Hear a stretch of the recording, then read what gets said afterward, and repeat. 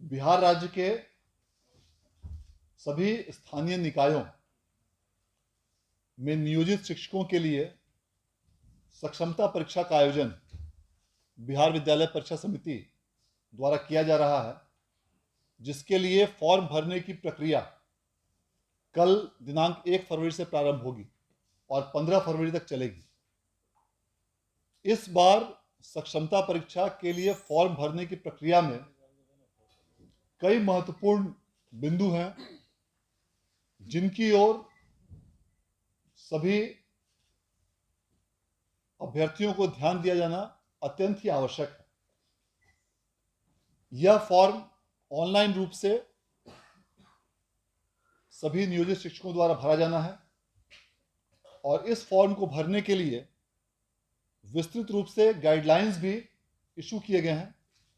अखबारों में विज्ञप्ति के माध्यम से सूचना भी प्रकाशित की गई है। कुछ अल्प संशोधन है विषय में, उसे भी आज अखबार में विज्ञप्ति के माध्यम से प्रकाशित किया जाएगा। सभी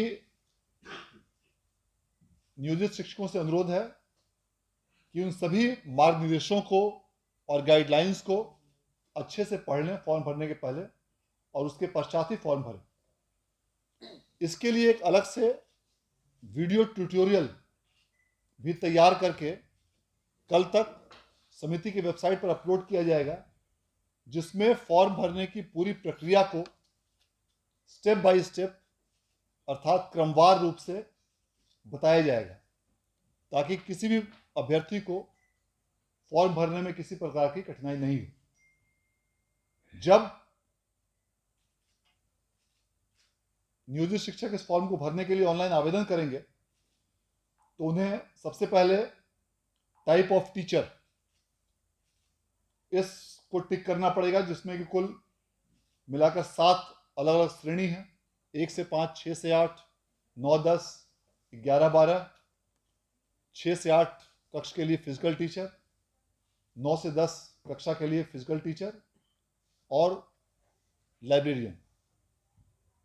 इसके बाद उन्हें टाइप ऑफ नियोजन यूनिट अर्थात किस प्रकार की नियोजन इकाई है 6 इकाई में टिक करना होगा, जिसमें जिला परिषद, पंचायत समिति और पंचायत ग्रामीण स्तर के लिए और नगर स्तर के लिए नगर निगम, नगर परिषद या नगर पंचायत में से किसी एक को टिक करना होगा।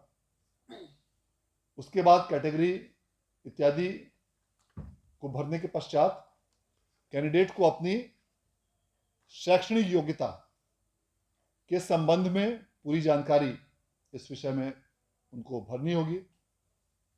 शैक्षणिक योग्यता के पश्चात जो ट्रेनिंग क्वालिफिकेशन है, जिस मामलों में लागू होगा, डीएलएड अथवा इक्विवेलेंट, बीएड अथवा इक्विवेलेंट या कोई अन्य, उस ट्रेनिंग क्वालिफिकेशन को भी उनके द्वारा भरा जाना होगा।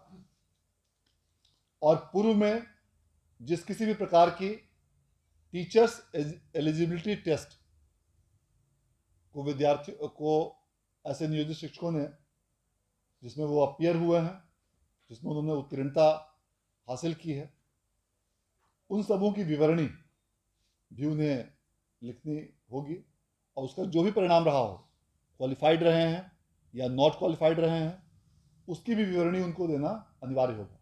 तो सब्जेक्ट, अपना विषय, उसको भरने की आवश्यकता होगी और तत्पश्चात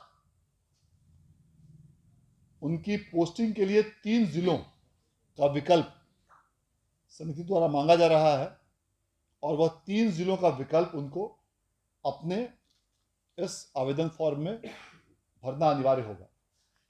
उसमें से मेधा सह आरक्षण के आधार पर उनको जिलों का आवंटन किया जाएगा और जिलों के आवंटन के पश्चात अगले चरण में उनको विद्यालयों का आवंटन निर्धारित प्रक्रिया के अनुसार उनको किया जाएगा।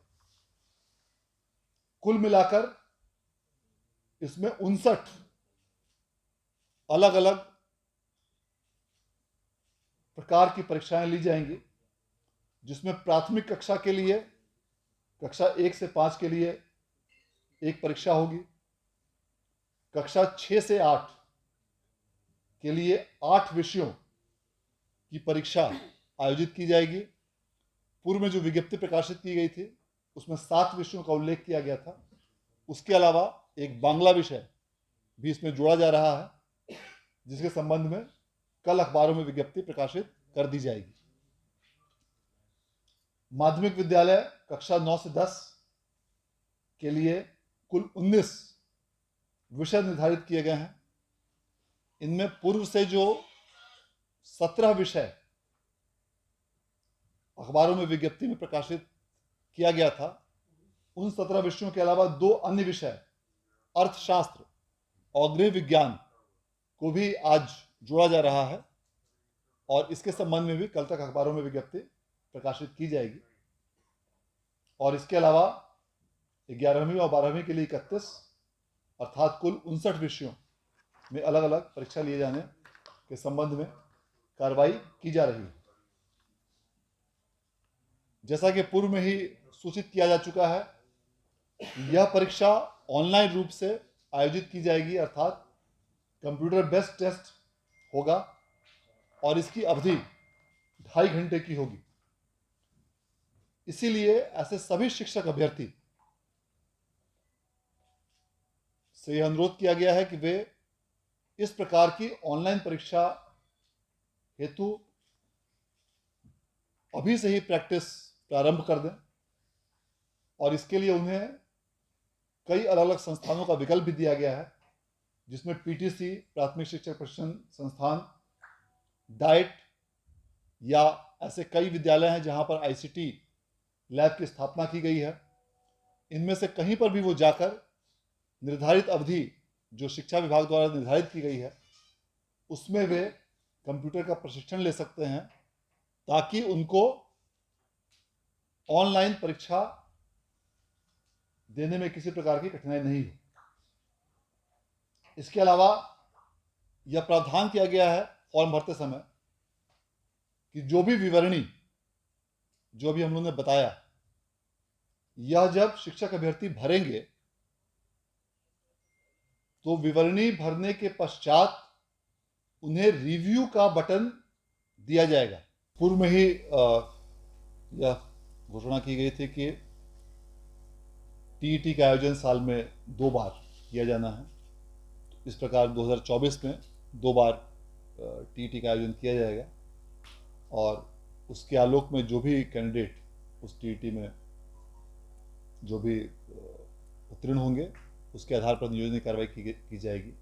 जहां तक इस सक्षमता परीक्षा के लिए सिलेबस का प्रश्न है, यह सिलेबस उसी प्रकार से निर्धारित किया गया है जो बिहार लोक सेवा आयोग द्वारा जो टीआरई 2 के लिए अलग अलग विषयों का जो सिलेबस निर्धारित किया गया था, उसी के अनुरूप इस सक्षमता परीक्षा का पाठ्यक्रम भी निर्धारित किया जा रहा है और सभी अभ्यर्थियों को यह सुझाव दिया जाता है कि उस पाठ्यक्रम का पूरी तरह से अध्ययन करें और उसके अनुरूप ही परीक्षा में भाग लें। धन्यवाद।